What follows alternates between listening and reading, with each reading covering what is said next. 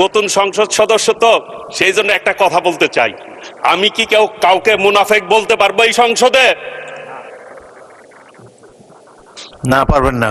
আচ্ছা, আমি মুনাফেক বললাম না কাউকে। মাননীয় স্পিকার, জুলাই সনদ নিয়ে কথা হচ্ছে।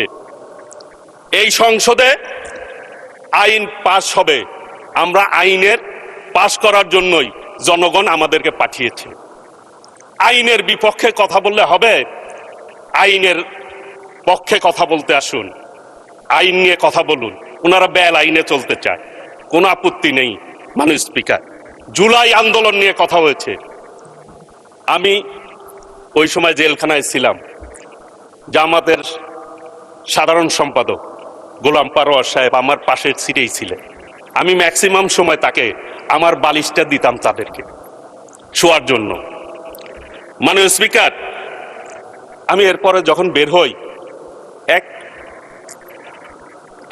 টেলিভিশনে দেখলাম শিবিরের সভাপতি বলছে উনি নাকি ওই টাইমে বাজার করেছেন, আর ছাত্র দলের সভাপতি রাস্তায় আহত হয়েছে পুলিশ দ্বারা।